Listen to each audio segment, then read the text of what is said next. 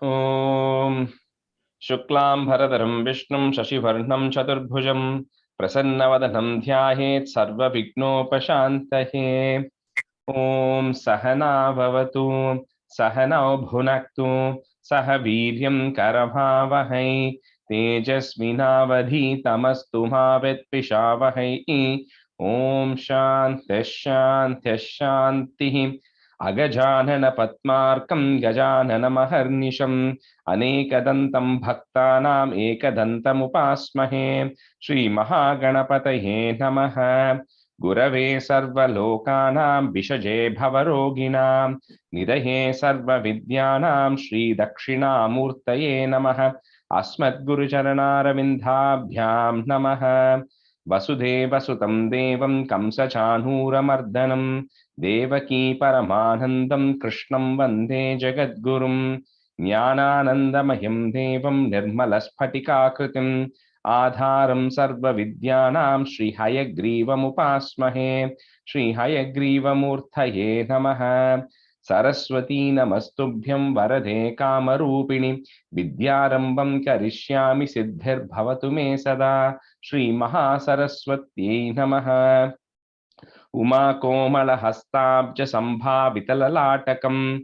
Hiranyakundalam Vande Kumaram Pushkarasrajam Vetrivel Muruganak Har Haro Hara Lokaviryam Mahapujyam Sarvarakshakaram Vibhum Parvati Hridayanandam Shastaram Pranamamyaham Swamiye Sharanamayappa Vagartapiva Sampraktau Vagarta Pratipattahe Jagadav Pitarau Vande Parvati Parameshwarau Shri Parvati Parameshwarabhyam Namaha Komalam Kujayan Venum Shyamaloyam Kumarakah Veda Vedyam Parabrahma Tasmai Shri Gurave Namaha Asmad Guru Charanaravindaabhyam Namaha Shri Krishna Govinda Hare Murare Shri Natha Narayana Vasudeva Shri Krishna Govinda Hare Murare Shri Natha Narayana Vasudeva Shri Krishna Govinda Hare Murare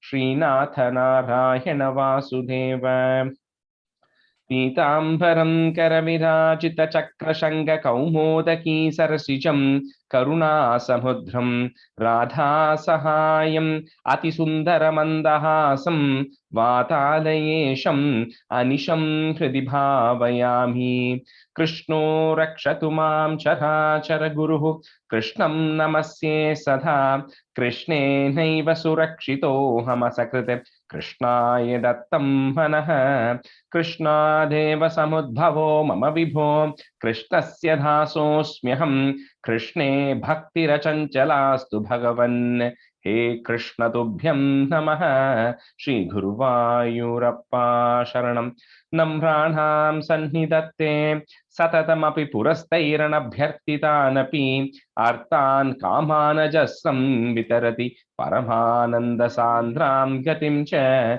Ittham Nisheshalabhyo Niravadika Phalaha Parijato Hare Tvam Kshudram Tam Shakravati Dhrumam Abhilashati Vyartamarte Vrajohyam Shri Guruvayurappa Sharanam Shri Bhattapadam Anisham Hridi Bhavayami Vamshi Vibhushitakarat Navaniradaabhat Pitambharat Arunabimba Phaladharostat Purnendu Sundharamukhat Aravindhanetrat Krishnat Param Kimapi Tattvamaham Najane Kairandum Kupinyan Vindhu Mirakunnu Niraja Lochana Ninhodhai Etinu Manhyane Kumbidenda Toru Ritiyil Nihenne Palikyenai Krishna Hare Jaya Krishna Hare Jaya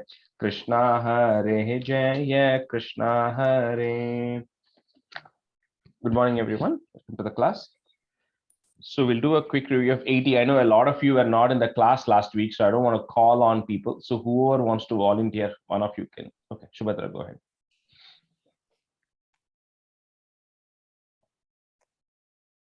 Sorry.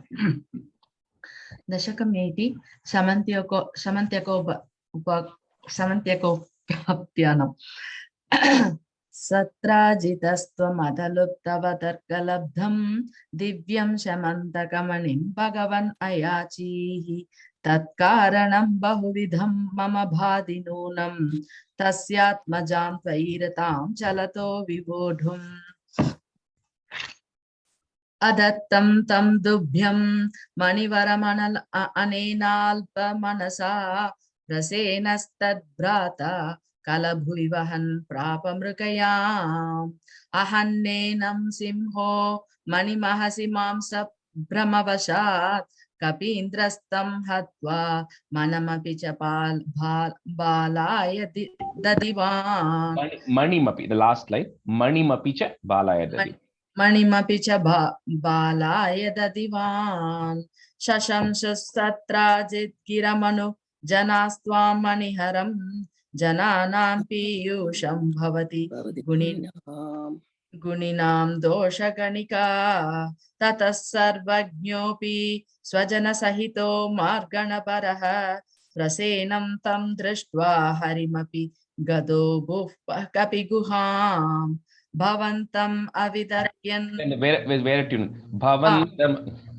भवन्तमवितर्कयन् अधिवया स्वयं जाम्बवान् मुकुन्द शरणं हिमां क इहरोत्तुम् इतयालपन् विभो रघुपते हरे जये जयेत्यलं मुष्टिभिश्चिरं स्तव समर्चनं व्यदित भक्तचूडामणिः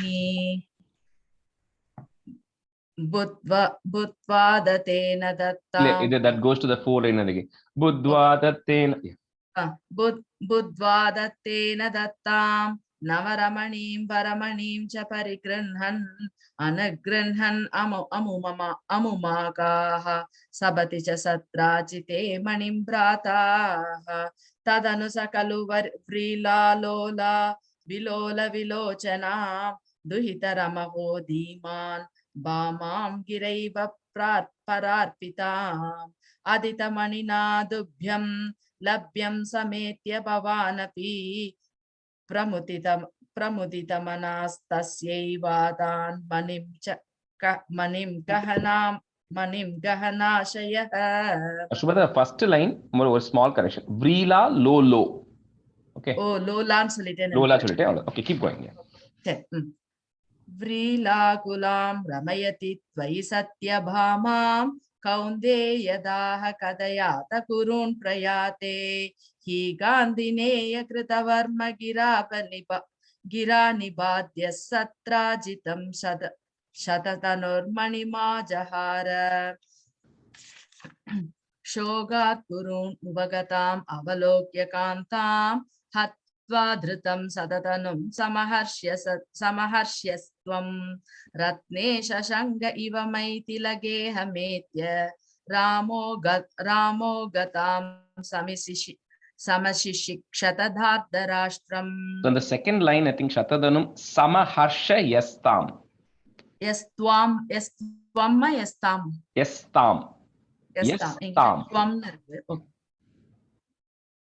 Sorry, thank you.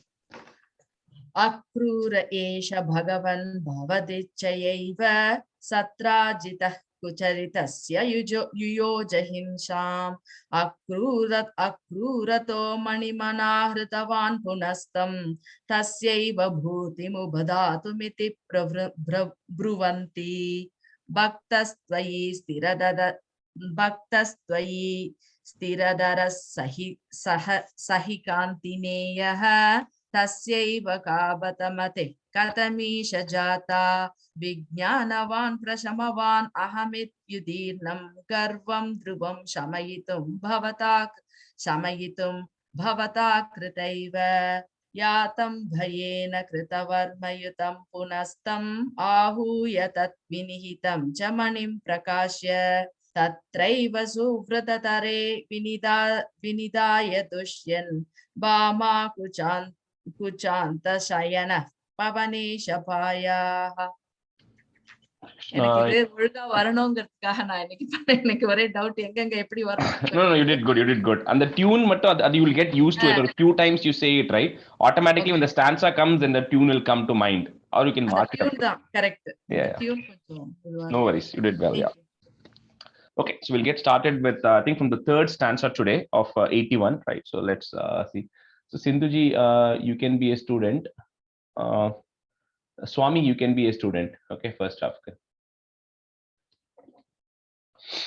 So stanza 3. Tatra क्रीडन्नपि च यमुना कूलदृष्टां गृहीत्वा तां कालिन्दीं नगरमगमः खाण्डव प्रीणिताग्निः भ्रातुत्रस्तां प्रणयविवशां देवपैतृष्वसेहीं राज्ञां मध्ये सपदि जघृषे मित्रविन्धाम् अवन्तीम्. So like we said, right, in the 80th chapter, Krishna first married Jambavati, and then first Rukmini got married in 79, then we saw Jambavati, then we saw Satyabhama getting married. Those three happened. So you can remember those three names easily, but at the end of this chapter, I'll quiz you on what are the other wives' name, because it's all going to come now. So first, right, when Krishna and Balarama, then, so they were again, on the banks of Yamuna, when Krishna and Arjuna keep meeting, right? Like we said last time also, there's a lot of Mahabharata stories get interwoven into all of these chapters. It doesn't quite go sequentially, but when they were helping them establish Indraprastha, which we saw in the 80th chapter, right? So at that time when Krishna was in the banks of Kalindi, so Kalindi is referring to Yamuna. So the goddess of Yamuna, right, who's the main person, so she was also praying that she had to get married to Krishna. That's why even when Krishna was born, right from the time, Yamuna has been part of his history, right from the time when he was born, Vasudeva crossed it and all that. So the goddess who owns the river Yamuna, she came and she said she was very interested, and Krishna first married her. So Kalindi is also one of the wives of Krishna. Then what happens is, when after he came to Dwaraka, then Krishna, the Vasudeva has got many sisters, because you'll see a lot of places where he marries his father's sister's daughter. So the first one here is one of his father's sister. His daughter's name is Mitravinda. So Mitravinda. So like the father's sister's husband, Mitravinda's father, and all her brothers, they were all allies with Kaurava. So they were all friends of Duryodhana, and they really wanted Duryodhana to be able to marry her. But Mitravinda was really liking Krishna. So Krishna then, like he did with Rukmini, he goes and takes Mitravinda because she wanted to be with Krishna, and then he goes and marries Krishna. Mitravinda gets married to Krishna. So her brothers also opposed it, but there was no war or anything. Krishna just took Mitravinda away. That's all it says, in the midst of all the kings who were there. Tatra kridannapi cha yamuna kula drishtam grihitva, tam kalindim nagaram agamaha, if you want to break it, and then comma, khandava prinitagnihi. Tatra kridhannapi cha yamuna kooladrishtam grihitva tam kalindim nagaram agamaha khandava prinitagnihi. Tatra kridannapi cha yamuna kooladrishtam grihitva tam kalindim nagaram agaha khandava prinitagnihi. Nagaram agamaha. Nagaramagamaha. Tatra kridannapi cha yamuna kooladrishtam grihitva tam kalindim nagaramagamaha khandava prinitagnihi. Tatra kridannapi cha yamuna kuladrishtam grihitva tam kalindim nagaramagamaha khandava prinitagnihi. Tatra kridannapi cha yamuna kuladrishtam grihitva tam kalindim nagaramagamaha khandava prinitagnihi. And the first line, Swami, is Kula Drishtam. Long U, okay? Yamuna Kula. Kula Drishtam. Okay. Bhratu Trastam Pranaya Vivasham, Deva Paitrushva Seyim. So this Paitrushva Seyi will come again in the next stanza. Paitrushva Seyim, Paitru comes from the root word pitru. Pitru means pitru is father. So Paitrishvaseyi means father's sister. So Paitrishvaseyi, comma, Ragnyam Madhye Sapadi Jahrishe, comma, Mitravindam Avantim. So Mitravinda was the princess of Avanti. Yeah, go ahead. Rajesh, Sapadi Jahrishe. Jahrishe. Jahrishe. Yeah. Adukapra comma. Comma, yeah. And then Mitravindam Avanti. Mitravinda is the name of her, and she is the princess of Avanti. Bhratatrastam pranaya vivasham deva paitrishvasehim rajnyam madhye sapadi jahrishe mitravindam avanti. Bhradrastrastam pranaya vivasham deva paitrishvasehim rajnyam madhye sapadi jahrishe mitravindam avanti. Bhradrastrastam pranaya vivasham Deva Vaidrishyaseyi Rajnyam Madhye Savadi Jahrishe Mitravindam Avandi. Bhratratrashtam Pranaya Vivasham Deva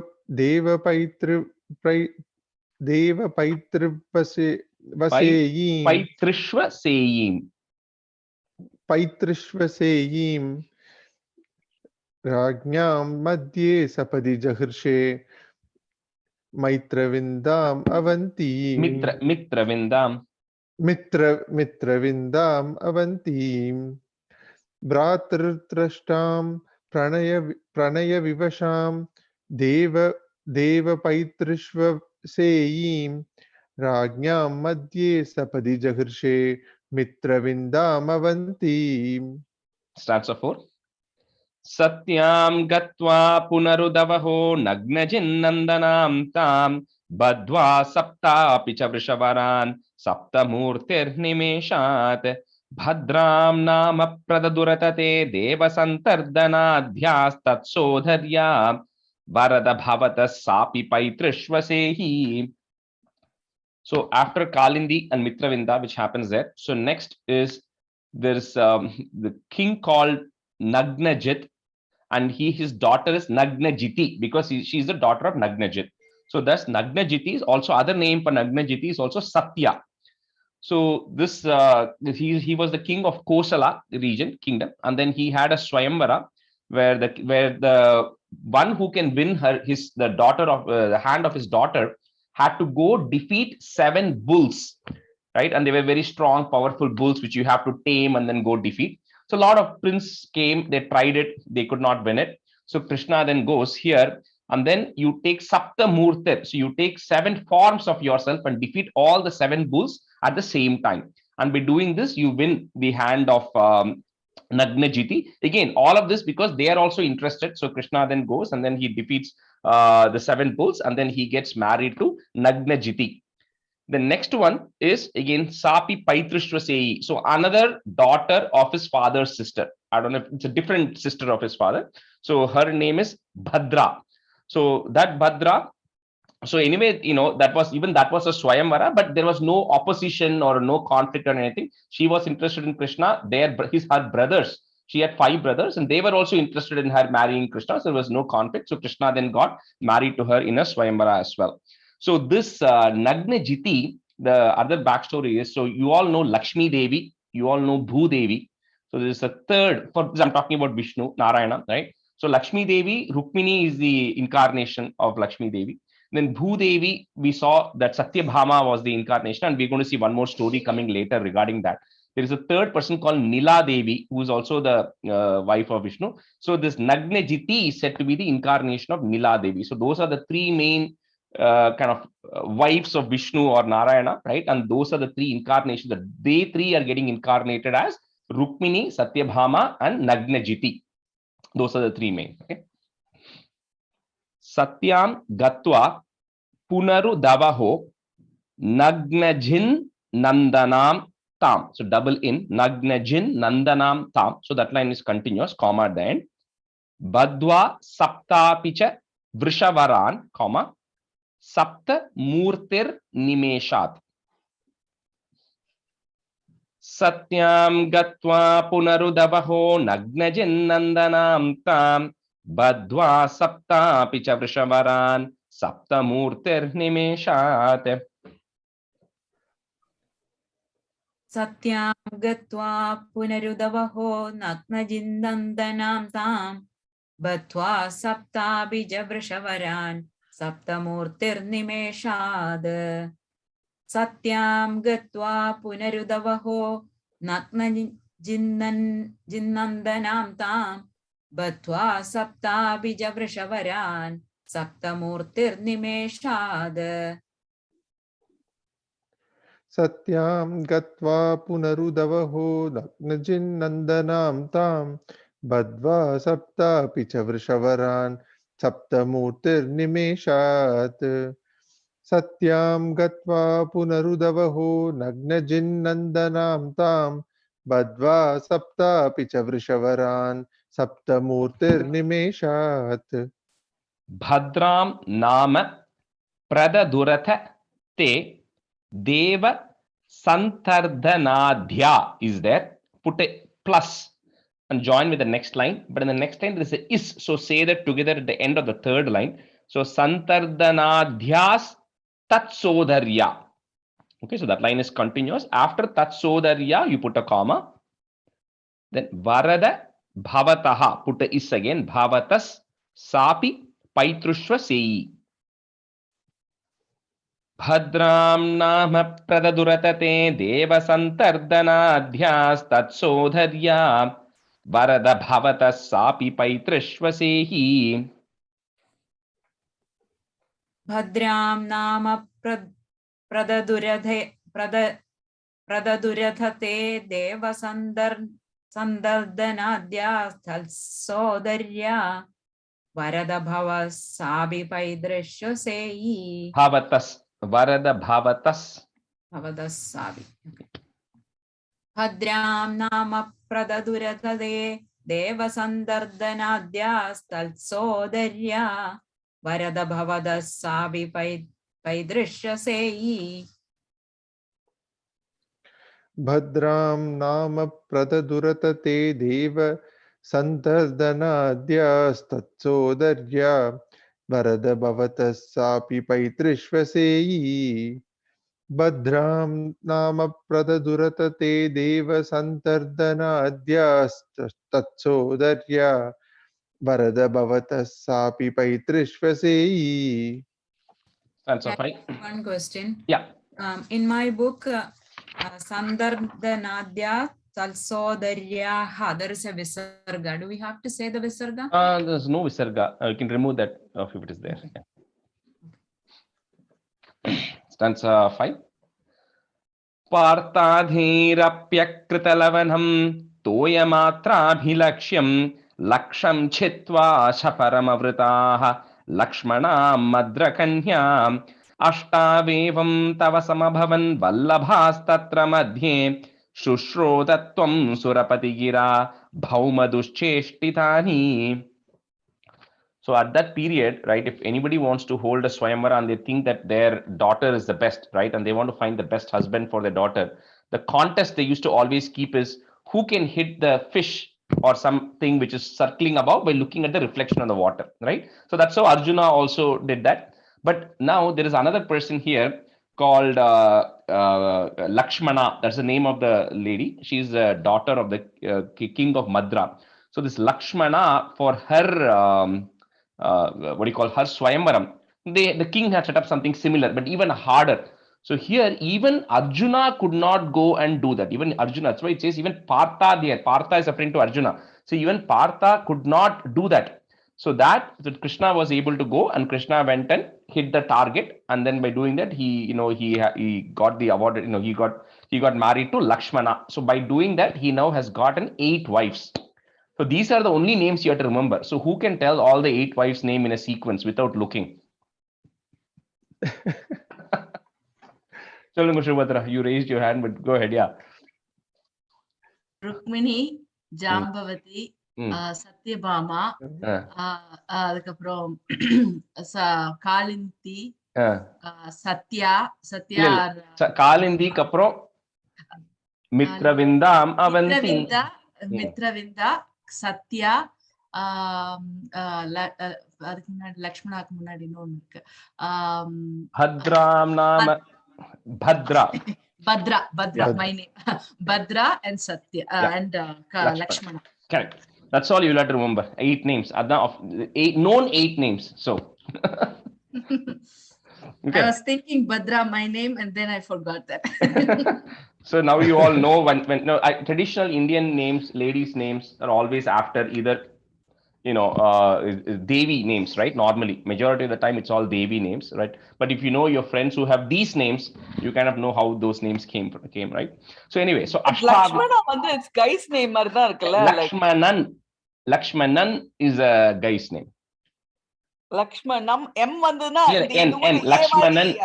Lakshmanan வந்தாதான் guy's name. Lakshmana வந்து is a lady's name. It becomes a feminine. ஆமா, கிருஷ்ணாவும் it can be named for both yeah. men or women. So அதே மாதிரி there are few words that is neutral, like Prasanna, Ramani, அதெல்லாம் வந்து correct. It's neutral word. Yeah. Some names the Mitravinda name கேட்டதே இல்ல. அப்படியே very friendly, maybe Mitra's friend. Mitra கேட்டிருக்கோம், Mitravinda அப்படி கேட்டது. Rajesh ji, there is Duryodhana's daughter's name is also Lakshmana, isn't it? Duryodhana, you're right. She married to Krishna's son. Yeah. No. Yeah, you're right. Aniruddha? No, not Aniruddha. Pradyumna married Rukmi's daughter. Rukmi's daughter Pradyumna married. Okay. Yeah, Rukmi's daughter. Yeah, you're right. Duryodhana's we'll have to search. Then he was something like that. It was also Lakshmana or something like that. Yeah, maybe that would have been a common name at the time. I'll tell you, it will come at the very end how he manages. So you wait till the end and then we'll see how he manages that. So anyway, see, but the part is Ashtavevam. So by that way you got now you 8 pipes, right? So and then Vallabhas, and then you were happily living with all of them in Dwaraka. So at that time Indra then approaches you because Bhauma Sura, or people would have heard him as Narakasura. Bhauma, his name is Bhauma because he is the son of Bhumi, right? Bhumi, so his name is Bhauma. So all of these words you'll always have to understand what the root word is. So Bhauma is related to Bhumi because his Bhumi Devi's son, his name is Bhauma. So that Bhauma was also a very powerful person, and what he did was he went to Indra's kingdom, and then Aditi's, she had some special earring. So Indra's mother, the wife of the mother of all the devas, right, Aditi. So this Bhauma goes and steals away that earring of Aditi. Okay, so that's why Indra comes, and I don't know what the significance of that earring is. So Indra comes and tells Krishna, I need your help. So that's what is happening here in 5. So Parthadhyair Appya, you can break the ra, right? You can break it as ir and a. So Parthadhyair Appya Kritalavanam, comma, Toya Matrabhi Lakshyam, comma, Laksham Chitwa Shapharam Avritaha. Put a visarga there if you don't have it. Shapharam Avritaha, comma, Lakshmanam Madrakanyam.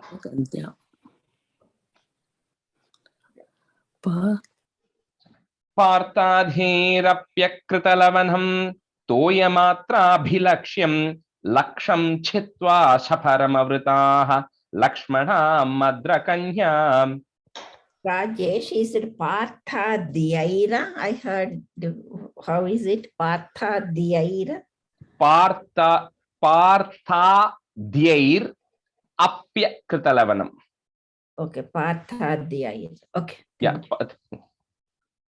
Parthadhyair apyakritalavanam toyamatrabhilaksham laksham chitva avradaha lakshmana madrakanya. Parthadhyair apyakritalavanam toyamatrabhilaksham laksham chitva shaparamavridaha lakshmana madrakanya. Parthadhyair apyakritalavanam toyamatrabhilaksham लक्ष्यं जित्वा सपरमवृताः लक्ष्मणां मद्रकन्यां पार्थाद्यैरप्यकृतलवनं तोयमात्राभिलक्ष्यं लक्ष्यं चित्वा सपरमवृताः लक्ष्मणां मद्रकन्याम् अष्टावेवं तव समभवन् वल्लभास् तत्र मध्ये comma end of the line शुश्रोथ त्वं सुरपति गिरा comma भौम दुश्चेष्टि तानि तानि ni is a short one at the end अष्टावेवं तव समभवन् वल्लभास्तत्र मध्ये शुश्रोत त्वं सुरपति गिरा भौम दुश्चेष्टितानि अष्टावेवं तव समभवन् वल्लभास्तत्र मध्ये शुश्रोतत्वं सुरपतिगिरा भौमदुश्चेष्टितानि अष्टावेवं तव समभवन् वल्लभास्तत्र मध्ये शुश्रोतत्वं सुरपतिगिरा भौमदुश्चेष्टितानि Rajesh, अष्टावेवं the first line is no, the Ashtavevam Tam Sambhavan or Samabhavan. Not Sambhavan. No. Okay. Samabhavan. Okay. अष्टावेवं तव समभवन् वल्लभास्तत्र मध्ये शुश्रोतत्वं सुरपतिगिरा भौमदुश्चेष्टितानि अष्टावेवं तव समभवन् वल्लभास्तत्र मध्ये शुश्रोतत्वं सुरपतिगिरा भौमदुश्चेष्टितानि. Tani is a short ending on the Tani. So in there's a king called Prithu, okay, so which comes in the earlier Narayaneeyam Dasakam, which we learn in the next round, right? So and so he was also like on the lineage of very famous people early on. So after that Prithu is why this Sanskrit the word Prithvi, the earth, comes, because he then established all the righteousness and all those things on the earth. So Prithu is a king, and after him the word Prithvi comes. Okay, then for some reason, and I don't know if any of you here knows the answer for it, you can tell that Kunti Devi is also called Pritha. Okay, associated something with the earth. So there's some association of Kunti with earth. That's why she's called Pritha. And because somebody is born to Pritha, it's called Partha. That's why Arjuna's name becomes Partha, because of Kunti's name being Pritha, which is associated with the root word Prithvi, so something to do with the earth. And because Krishna was a charioteer, it becomes Partha Sarathi. So those are kind of how all those words tie together. Now there's some link between Kunti and earth, because of which her name is Pritha. Okay. Rajesh, Kundi is the one who they got when they were plowing the No. Sita Kunti is a daughter of, he was adopted by Kunti Bhojan. Yeah. He is actually the cousin of Prithu. He's a poor king. That was a poor kingdom. So Kunti Bhojan was a richest king in that time. Okay. So he adopted her. So something to do with earth, because this way her name is Pritha, but there's something to do with the word Prithvi. I don't know what the connection is to that. So anyway, stanza 6. Smrita yatam pakshe pravaramadiruಢಸ್ತ್ವಮಗಮೋ vahannanke bhamam upavanamivarati bhavanam vibhindhan durghani trutita pratana shonita rasaihi puram tavat pragjyotisham akuruta shonita puram. So when Indra comes and asks for help, so then when you think of it, smritayatam, you have to just think of it, oh Krishna, and then Garuda will immediately come. So Krishna then mounts on Garuda, and then he goes along with Satyabhama. Now, why is he going along with Satyabhama? We'll see later in the story, right? So Krishna then goes along with Satyabhama, and they then go into Narakasura's area, right, where he lives. And then where that particular place, called Pragjyotisham, the word Pragjyotisham, which is coming there, is referring to the area where he is actually living, which is very well fortified and everything. And then Krishna is going, and then he first goes, just Krishna and Satyabhama go on Garuda, and then they first go and destroy all the fortification of the city and all of that, and kind of so that they can get in, and more things will come later. So here all they're doing is they're going there, and they're going to his Narakasura's residence as if they're just going to Upavanam, as if they're just going to a garden. Very casually, Krishna and Satyabhama just mount on it and go. And some of you might have seen, I think, some of the photos of Krishna and Satyabhama which are there, and I remember seeing it from long time back, is of both of them sitting on Garuda, with Satyabhama sitting on Krishna's lap. There is actually a photo like that, right? Very old photo. So I think that is in reference to when they were going, for this, right? So Smrita Yatam, and then put a comma. Pakshi Pravaram Adirudhas. You can break it at that mark. Pravaram Adirudhas Twamagamo, comma. Vahannanke Bhamam Im, and then put a comma. The next word starts with the U. Upavanam Ivarati Bhavanam. Okay, we'll break it there. Upavanam Ivarati Bhavanam. Could you say one more time, Rajeshji? Yeah. Adirudhas. Adirudhas. If you have Adirudaha, then put a is to join. Okay. Adirudhas Twamagamo. Twam agamo, Twamagamo. You can say it together. Okay. And the comma is after that. After that, yeah. So first line, comma after Smrita Yatam, second line after Bhamam. Smrita Yatam Prakshipravaram Adhirudas Twamagamo Vahannanke Bhamam Upavanamivarati Bhavanam. Ajesh, Atirudas அப்புறம் ஒரு comma இருக்கு இல்லையா? இல்ல comma இல்ல, continuous தான். Adhirudas the Okay. Adhirudas Twamagamo. Smridayadam Pakshipravaramadirudas-twamagamo Vahannange Bhamam Upavanamivaradi-bhavanam. Smridayadam Pakshipravaramadirudas-twamagamo Vahannange Bhamam Upavanamivaradi-bhavanam.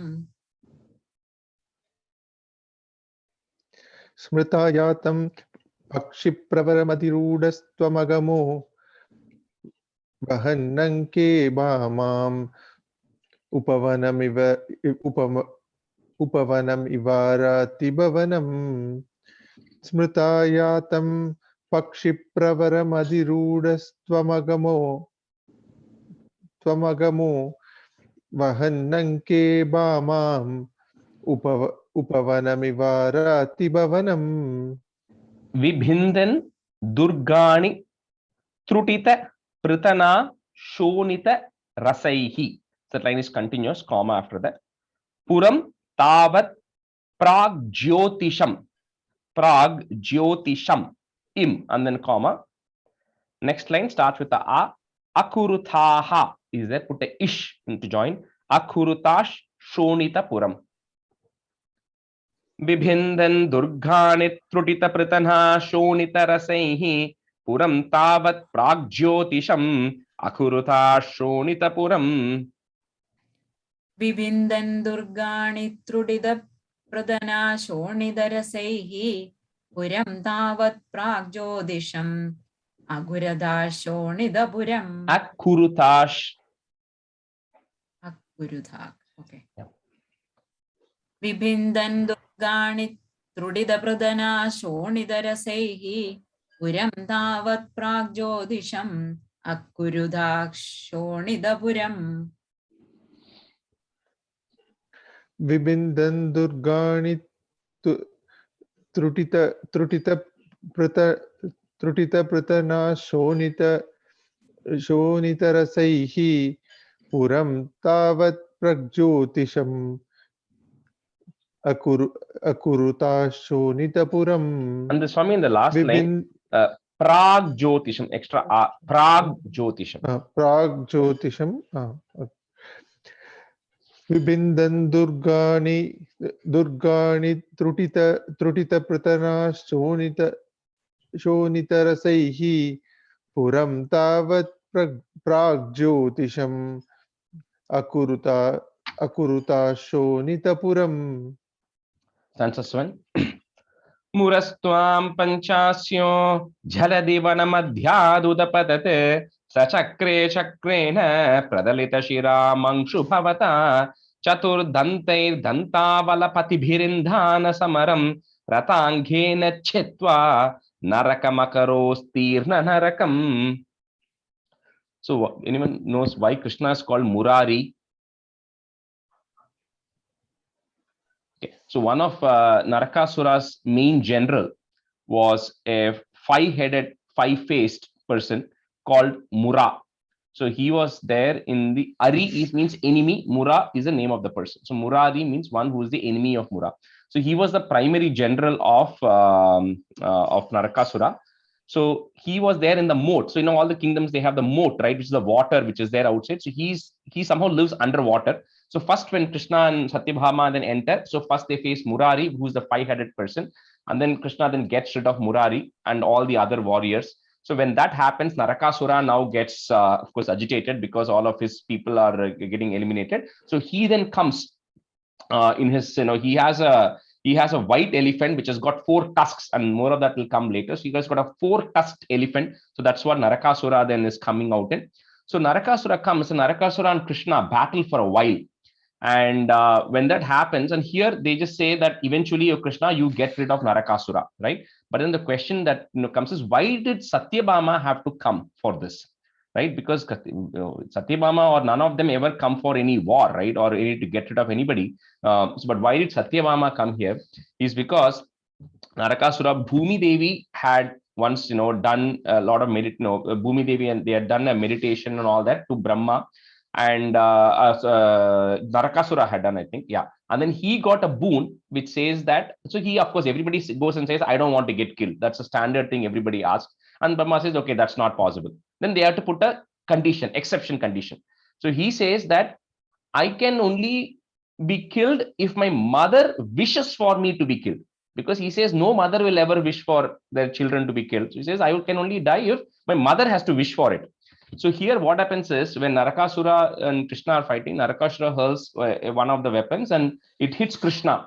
And then Krishna then acts as if he's really got injured and then he's not recovering. So when he looks at it, Satyabhama then feels, what, Krishna is going to get eliminated now. So she then, props Krishna up and says that you have to fight and you have to get rid of Narakasura. So because Satyabhama is wishing, then Krishna then eventually gets rid of Narakasura. So because, like I said, Satyabhama earlier is the incarnation of Bhumi Devi. So because now she's wishing that Narakasura gets eliminated, so Krishna then is able to get rid of him. So there was that condition there, which is why Satyabhama comes. Otherwise, Satyabhama has no role in kind of in a war scenario or coming to fight anything here.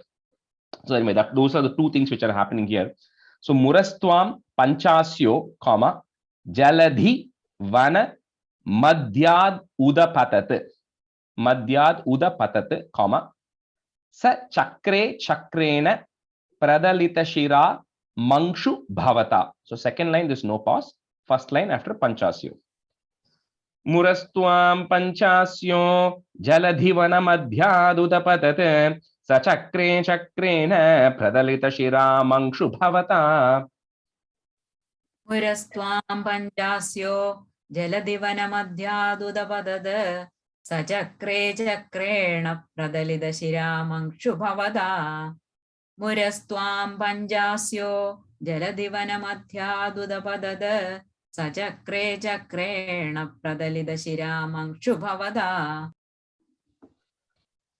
Murastvam Panchasyo Jaladivana Madhyad Udapadat Sachakre Chakrena Pradalita Shira Mangshu Bhavata. Murastvam Panchasyo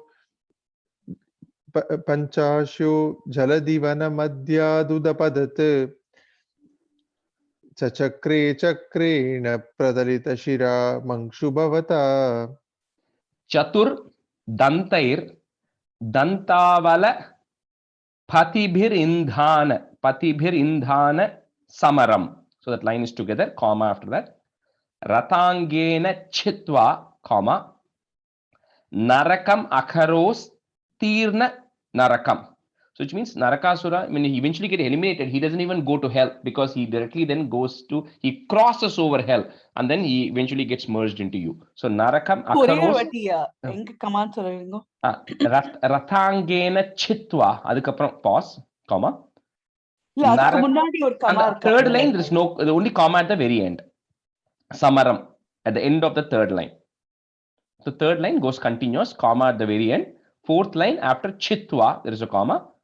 Narakam akaros tirna narakam. Chaturdante dantavalapatibhirindhana samaram rathangena chitva narakam akaros tirna narakam. Chadurdandairdandavalapatibhirindhana rathangena chitva Naragamagarosteerna naragam. Chadurdandairdandavalapatibhirindhana samaram Radhangena chitva Naragamagarosteerna naragam. Chaturdantairdantavalapathibirindana samaram Ratangena chitva narakamakarosteerna narakam. So I mean the chitva kapra, there's a comma after, okay? Fourth line.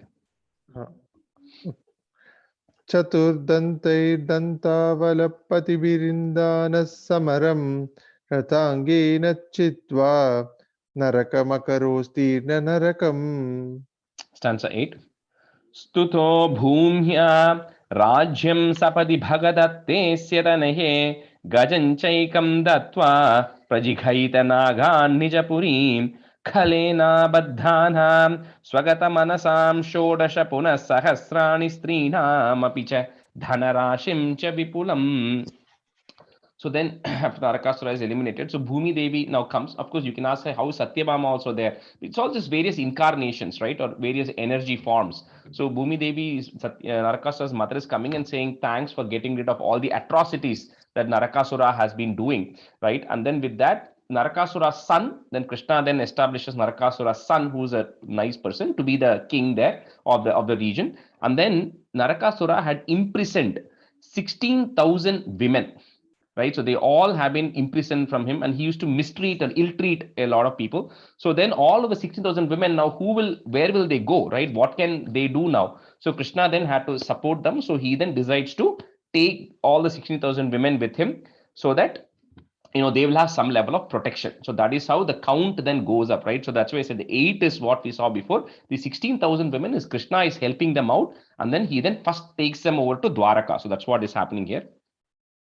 Stuto bhumya, comma, rajyam sapadi bhagadattesya tanaye.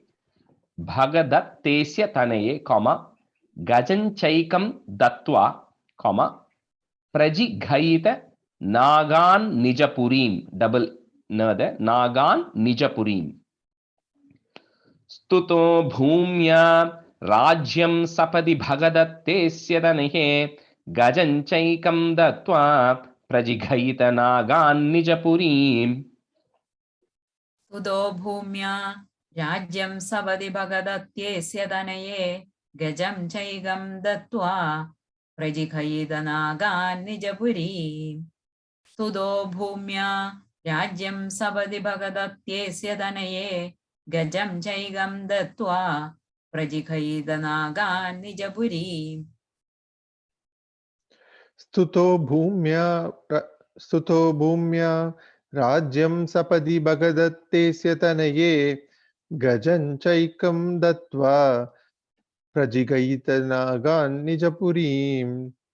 Stuto bhumya rajyam sapadi bhagadattesya tanaye gajanchaikam dattva prajigayita nagan nijapurim.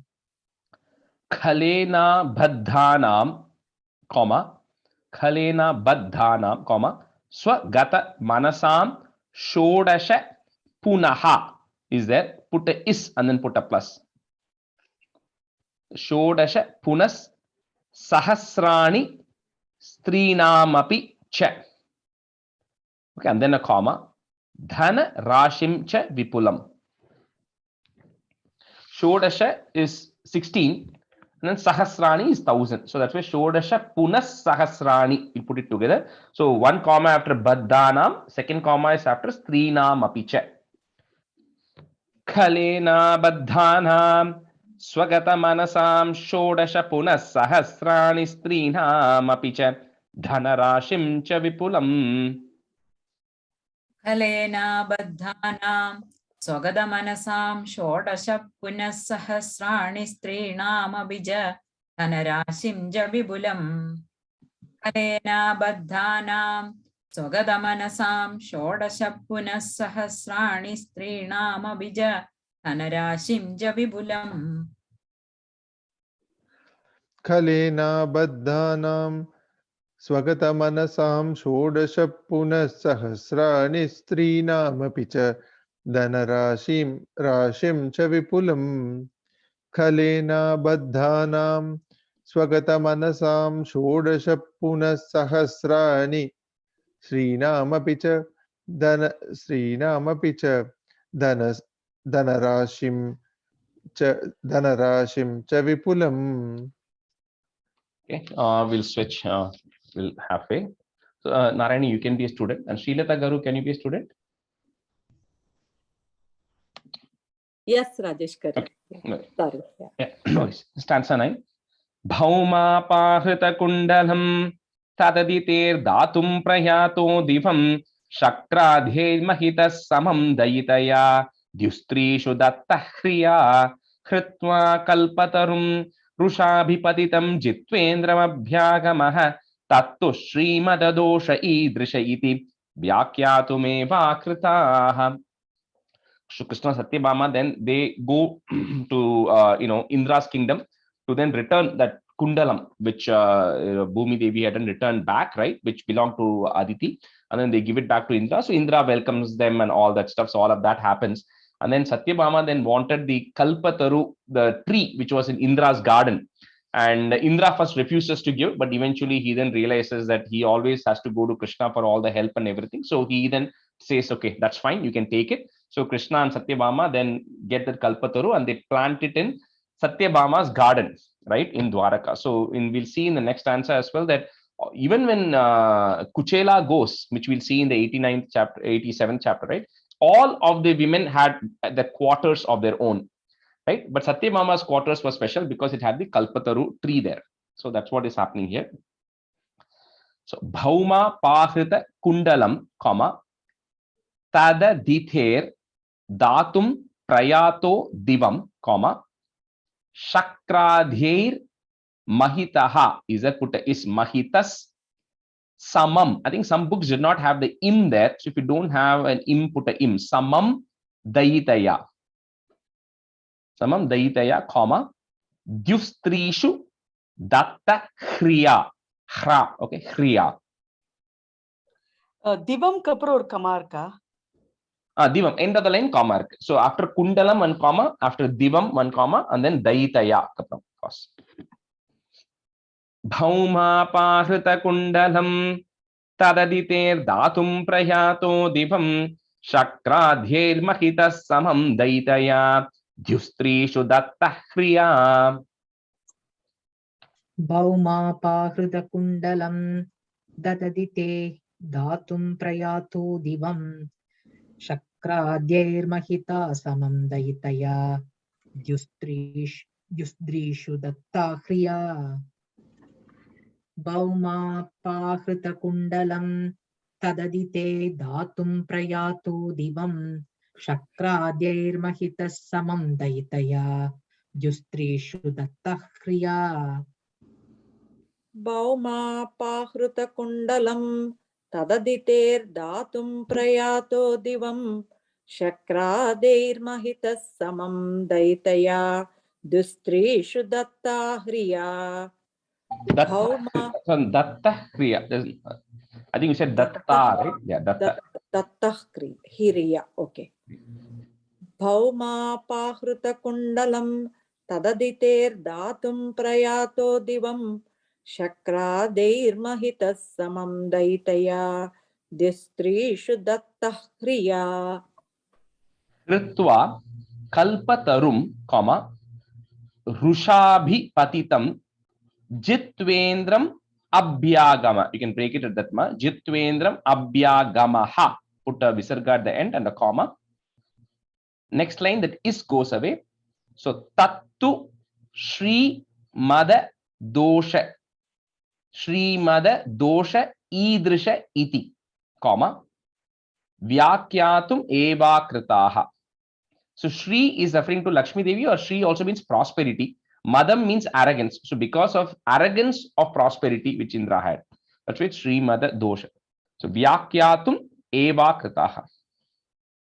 Kritva kalpatarum rushabhipatitam jitvendram abhyagamah tattu Shrimada Dosha idrisha iti vyakyatumeva kritaha.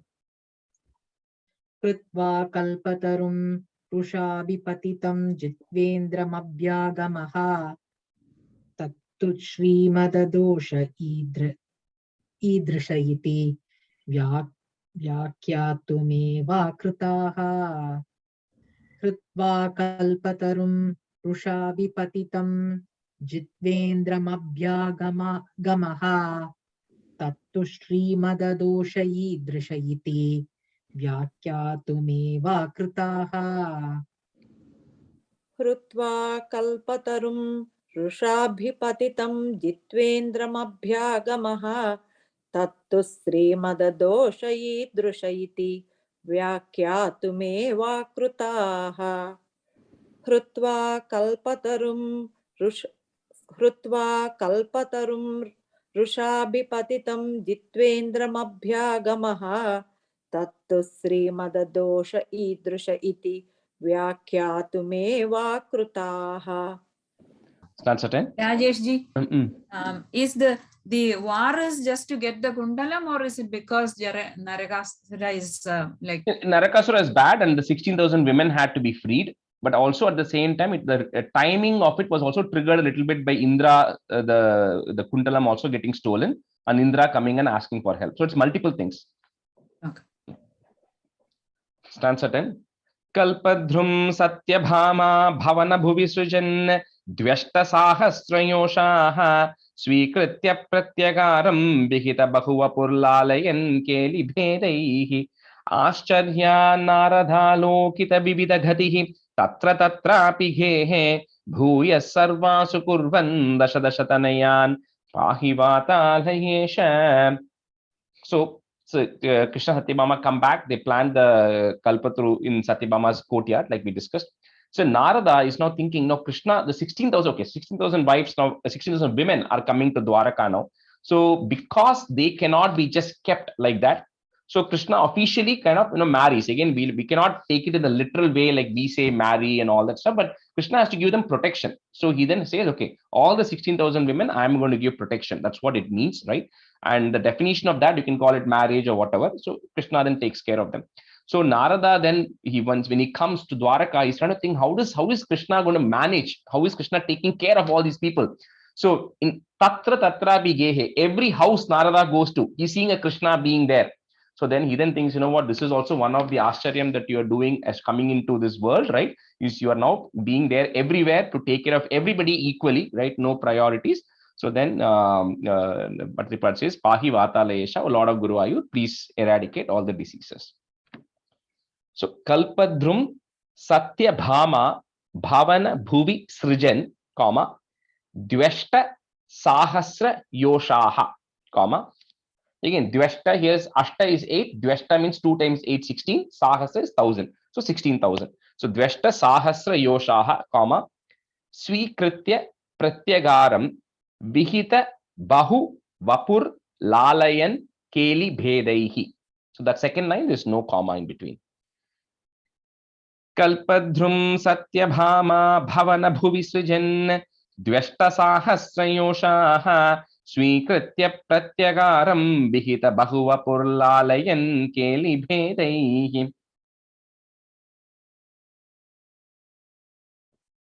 Oh, Narayani, mute lyrical. Kalpadrum Satyabhama Bhavana Bhuvi Srijan Dveshta. Dveshta. Yeah. Dveshta sahasrayoshaha स्वीकृत्य प्रत्यगारं विहित बहुवपुर्लालयन् केलिभेदैः कल्पद्रुम सत्यभामा भवन भुवि सृजन् See, Dvi and Ashta, Dveshta. right? Dvi and Ashta, Dveshta. द्वष्ट साहस्रयोषाः स्वीकृत्य प्रत्यगारं विहित बहुवपुर्लालयन् केलिभेदैः कल्पद्रुम सत्यभामा भवन भुवि सृजन् द्वष्टसाहस्रयोषाः स्वीकृत्य प्रत्यगारं विहित बहुवपुरालयन् केलिभेदैः Lalayan, Shilta Garu, Lalayan. लालयन् or लालयन्. Okay. कल्पद्रुम Satyabhama भवन भुवि सृजन् द्वष्टसाहस्रयोषाः स्वीकृत्य प्रत्यगारं विहित बहुवपु रालयन्, right? Lalayan. आलयन्. No. Vihita Bahu Vapur Lalayan. Lala. Lalayan. Okay. So here Ra I have. So that's it. स्वीकृत्य प्रत्यगारं विहित बहुवपु रालयन् केलिभेदैः. Shilta Garu, and the Vapur, there's a ir there, okay? Vapur. Okay. Vapur. Or if you have Vapuhu, then put a R to join it. But Vapur Lalayan Kelibedahi. Okay. Okay, I got it. Okay. Vapur Lalayan Kelibedahi. Ascharyan Narada Lokita, double na. Ascharyan Narada Lokita Vividha Gatihi. That is there. Remove it off. Visarga and a comma. Gatihi. Tatra Tatrapi Gehe, comma. Bhuyaha is there. Put a is Bhuyas Sarvasu Kurvan Dasha Tanayan, comma. Pahi Vatala Yesha. So one comma after Gatihi, then end of that line, then Tanayan. Ascharyan Narada Lokita Vividha Gatihi Tatra Tatrapi Gehe Bhuyas Sarvasu Kurvan Dasha Tanayan Pahi Vatala Yesha. आश्चर्यान् नारदा लोकित विविध गतिः तत्र तत्रापि गेहे भूयः सर्वासु कुर्वन् दश तनयान् पाहि वातालयेश. आश्चर्यान् नारदा लोकित विविध गतिः तत्र तत्रापि गेहे भूयः सर्वासु कुर्वन् दश तनयान् पाहि वातालयेश. आश्चर्या नारदा लोकित विविध गतिः तत्र तत्रापि गेहे भूयः सर्वासु कुर्वन् दश तनयान् पाहि वातालयेश. आश्चर्या नारदा लोकित विविध गतिः तत्र तत्रापि गेहे भूयः सर्वासु कुर्वन् दश तनयान् पाहि वातालयेश.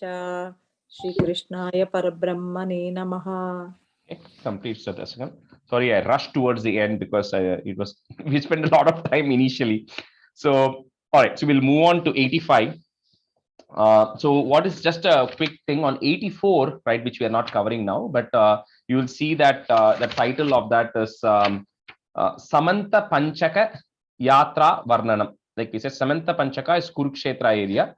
Yatra Varnam. So you remember I had told you that they all go to the Samantaka Panchaka, which is Kurukshetra.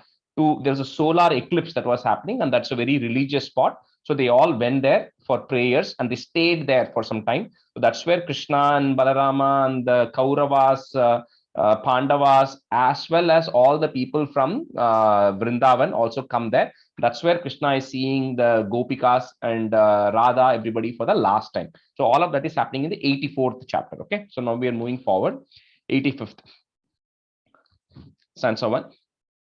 Tato Magada Bhubhrita Chira Niroda Sankleshitam Shatashtaka Yuta Yuta Dvitayamisha Bhumi Bhrita Anata Sharanayate Kamapi Purusham Prahinot Aya Chata Samagata Kshapanameva Kim Bhuyasa. So this Jarasandha was already introduced in one of the previous chapters itself, because that was the main reason Krishna also, he kept attacking Krishna in Mathura, right, when Krishna was there. And he attacked Krishna like 17 times, and he got defeated all 17 times. But he was not eliminated or killed in any of those times, because the time was not right, and also he was not destined for that to happen in the hands of Krishna either. So anyway, so that was the time Krishna then moved everybody over to Dwaraka, because he didn't want to affect all those people. So anyway, so everybody got moved over to Dwaraka. That's the concept, that's the background on Jarasandha. And you all know how Jara was an asur, was a lady in the forest, right? And she didn't join. That's what it says. Sandhi is to join, right? So that's how he was born. So Jarasandha, also Kamsa is Jarasandha's son-in-law. So when Krishna then got rid of Kamsa, then two of his daughters got married to Kamsa. So when Kamsa got killed, then Jarasandha's both his daughters now had become widowed. So his anger against Krishna had increased even more, right? So anyway, all of this is happening. That is all the background story. But what Jarasandha has also done is he is also Shatashtaka, almost 20,800. So 20,800 kings were actually kept hostage by Jarasandha. So he'd taken over their kingdoms, all the small kingdoms that were there, and then he was just ill-treating them. So one of those kings is sending a message to Krishna saying that, you know what, you are not getting rid of the Jarasandha, you have to really help out, and you have to get rid of Jarasandha, so please help out. They come and request for Krishna, and they say, you are my only refuge. So this happens before Kamsavada then? No, this happens after Kamsavada. Kamsavada has happened. So because a lot of these things are getting, so the Kamsavada first happens. Krishna is in Mathura, right? Okay. So Jarasandha got angry because Jarasandha got angry because Kamsa was killed. So Jarasandha keeps attacking Krishna 17 times, right? And every time he's sent back. And then Krishna then says, you know what, I'm just going to relocate myself to Dwaraka, because that way it's an island. And if you come there, only he can control it much easier, right? So that all of that is happening there. So anyway, all of that has happened. And then over a period of time, then Jarasandha has now taken over other kingdoms and everything. And the 20,800 kings are held imprisoned, right, by Jarasandha. So Tato Magada Bhubrita Chira Niroda Sankleshitam. Ik is coming. So Sankleshitam, comma, Shatashtaka Yuta Dvitayam Isha Bhumi Bhritam. Tato Magada Bhubrita Chira Niroda Sankleshitam Shatashtaka Yuta Dvitayamisha Bhumi Bhritam. Tato Magada Bhubrata Chiraniroda Sankleshitam Shatashtaka Yuta Dvitayamisha Bhumi Bhritam. Tato Magada Bhubrata Chiraniroda Sankleshitam Shatashtaka Yuta Dvitayamisha Bhumi Bhritam. Tato Magada Bhubrata Chiranirodha Sankleshitam Satashtaka Yuta Dvitiya Misha Bhumi Bhritam. Dvitayamisha. Yes, yeah. Tato Mrugada Bhubrata Chiranirodha Sankleshitam Satashtaka Yuta Dvitaya Misha Bhumi Bhritam. Anatha Sharanaya Te Kamapi Purusham Prahinot. It sound there.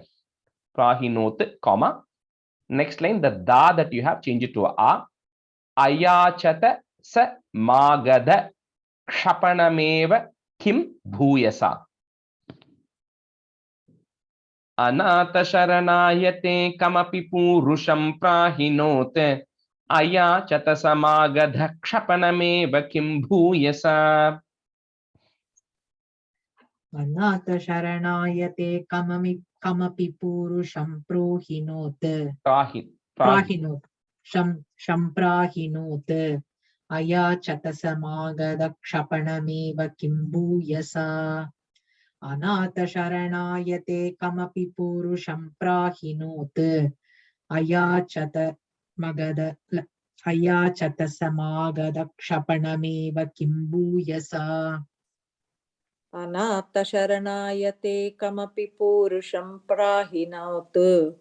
अयाचतसमागतक्षपणमेव किं भूयसा अनाथशरणायते कमपि पूरुषं प्राहिनोत् अयाचतसमागतक्षपणमेव किं भूयसा. Stanza 2.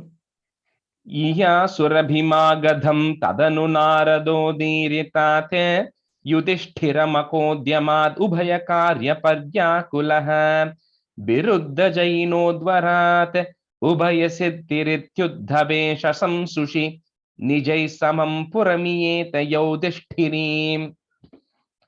So just a quick rundown of what has also happened. Like we saw earlier how all the Pandavas, Kauravas, all of that, and then the Pandavas then finally come back, and we saw earlier also in 71 of the chapters that Krishna helps establish Indraprastha, right? So all of that is getting established, right? And then so now Yudhishthira now also wants to perform a Rajasuya. So because what happens is Draupadi, right? Because Drupada, the king, was also very famous, powerful king. So because of that, the Pandavas, the Kauravas respected them more, and Pandavas now have a small kingdom for themselves. So Yudhishthira now wants to perform Rajasuya Yagam. So then he, of course, wants Krishna to come for it. And Krishna also is thinking, how do I get rid of this, get rid of Jarasandha, right? So at that time, Uddhava he comes and gives an advice, right? Saying that if somebody has to perform Rajasuya, they have to establish them as a king, which means all their enemies have to be defeated or they should surrender. So maybe you can accomplish both of these things in one way, in one go, right? So that's what Uddhava advises. And Narada is coming and telling Krishna upfront that Yudhishthira is going to do this and you have to go help him out. So all of that is happening here. So Krishna then, along with his family and everybody, they all go to Indraprastha to help Yudhishthira conduct the Rajasuya Yajna. So Iyasur Abhimagatam, but you can say it together. Iyasura Bhimagadam Tadanu Narado Diritat. Put it at the end of that line. Diritat, and then a comma. Next line, you have a dyu, right? Remove the dyu and make it a u. Yudhishthira. Yudhishthira Makodhyamad Ubhaya Karya Paryakulaha. So that second line, there is no pause.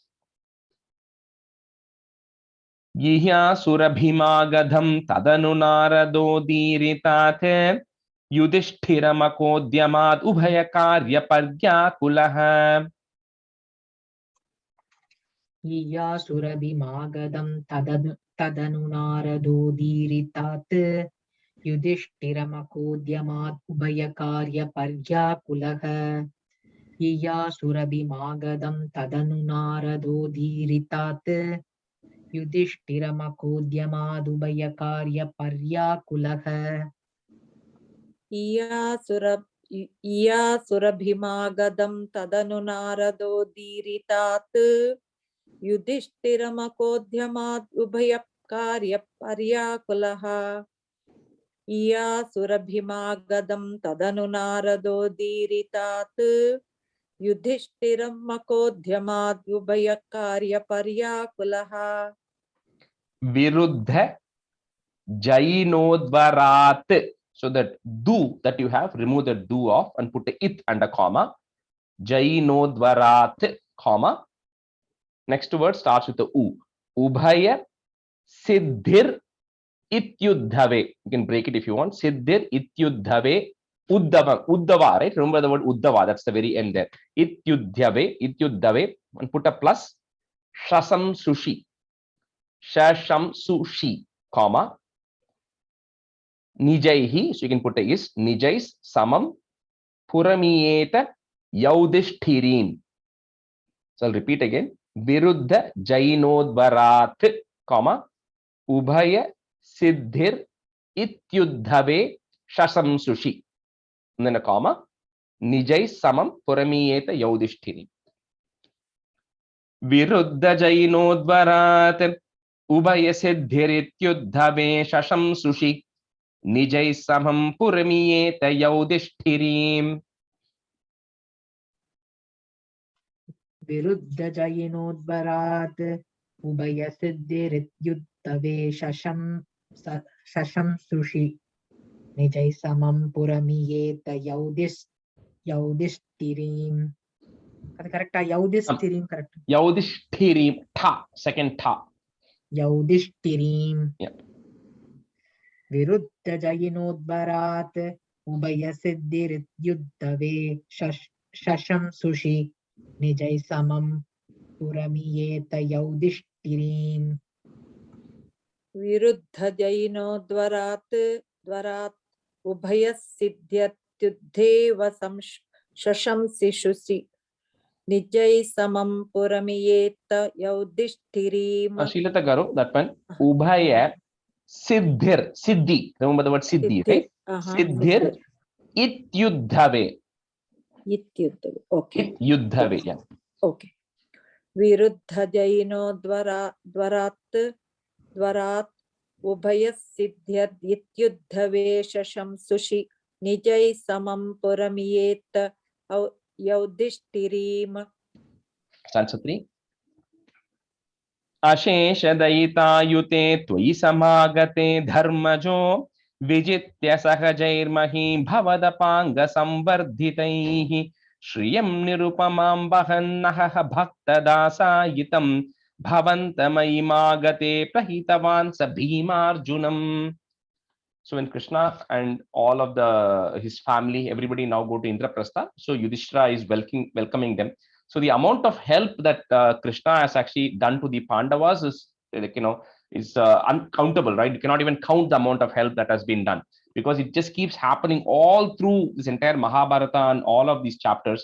Krishna is helping the Pandavas. So here they go, and that's also because the Pandavas also respect. So when Krishna and all go, Yudhishthira, everybody welcome Krishna, and Yudhishthira says that you have to help.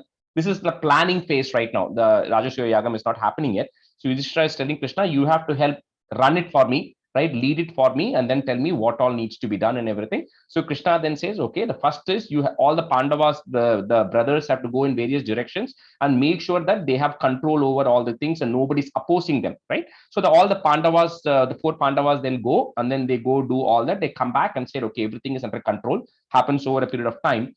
And then the only person who is now left, who's undefeated or who's not respecting them or is taking care of them, is Jarasandha. So then Krishna says, okay, you'll have to get rid of Jarasandha. What do you do? So because of that, as part of that, the Krishna along with Bhima and Arjuna decide to go. So Yudhishthira is sending all 3 of them and saying, all of 3 of you go and see what is happening with Jarasandha, and to get him to accept us, right? So that's what is happening. So you are going then along with Bhima and Arjuna. So Ashesha Dayita Yute Twai Samagate Dharmajo, Vijitya Sahajair Mahim Bhavadapanga Samvardhitaihi.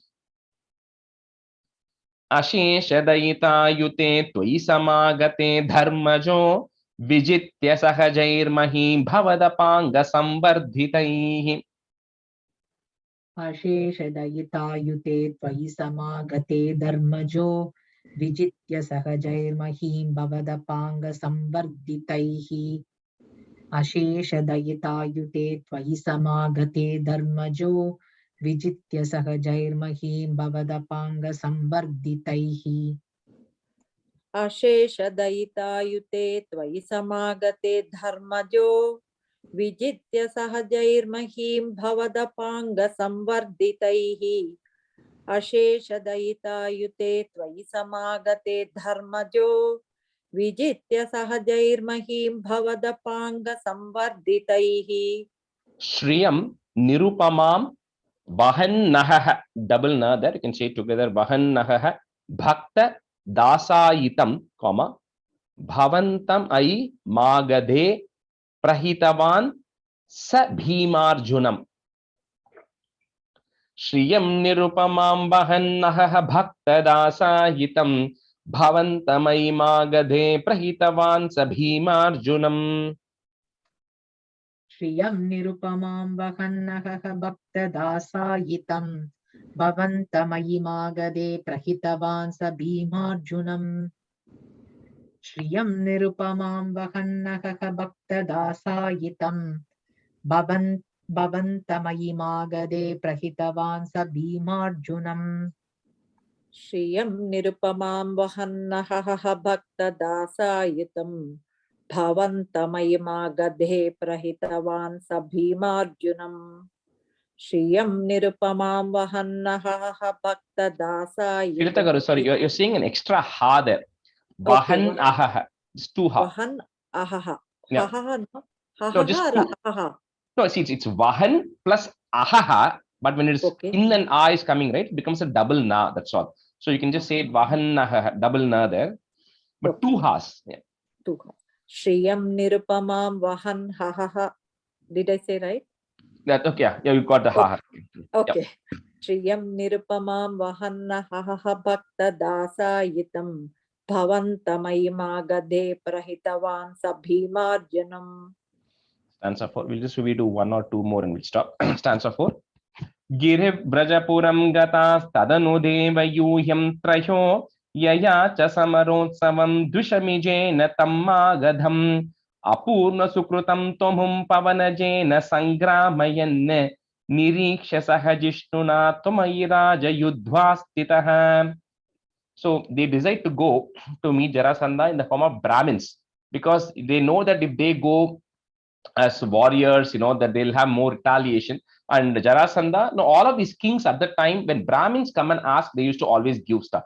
Charity they used to always do, although they used to do a lot of other atrocities, but charities they always used to do when Brahmins come and ask. So they three of them go in the form of Brahmins, and then but when Jarasandha sees them, he immediately realizes that something is wrong. They don't look like Brahmins because they all had nice strong bodies and everything, but then he's not double guessing. Anyway, so they ask, he says, whatever you want, O Brahmins, right? I'll give you as a charity. What do you want? So then Krishna says that I want you to duel us. I want you to fight with us, right? So at that time, Jarasandha realizes, okay, then he commits. Because he's committed, he'll say, okay, I will fight. But then he realizes who they are. And then he says, Krishna, he says, you are a coward. You defeated me 17 times, but then you refused to get rid of me, right? And then the 18th time, Krishna actually runs away. There's a separate story, which we'll discuss some other time. So he says, you are a coward. That's why Krishna is also called Ranachod in North India, because the person who runs away as a coward, because there's a different incident that happens there. Anyways, so he says, you are like a coward. I'm not going to fight with you. And he says, Arjuna, you are way younger to me. So I'm not going to fight with you either. So he says, you know what, I'll tackle Bhima because he's the strongest amongst you. So Jarasandha says, I'm going to fight you. So Krishna says, okay, fair, you can fight with Bhima. And then I and myself and Arjuna will just be on the sidelines watching it.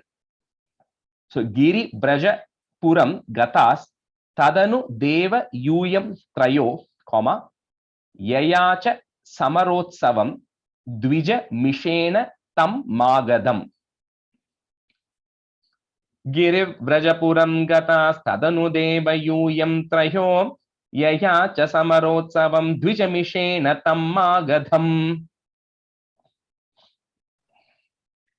गिरिव्रजपुरं गतास्तदनुदेव यूयं त्रयो यया च समरोत्सवं द्विजमिषेण तं मागधम् गिरिव्रजपुरं गतास्तदनुदेव यूयं त्रयो यया च समरोत्सवं द्विजमिषेण तं मागधम् गिरिव्रजपुरं गतास्तदनुदेव यूयं त्रयो यया च समरोत्सवं द्विजमिषेण तं मागधम् Samarotsava.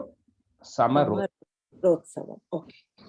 Girivrajpuram gataस्तदनुदेव यूयं त्रयो यया च समरोत्सवं द्विजमिषेण तं मागधम् Apurna Sukrutam Tvamum Pavanajena Sangramayan, Nirikshya Saha Jishnuna Tvamapi Raja Yudhva Stitaha.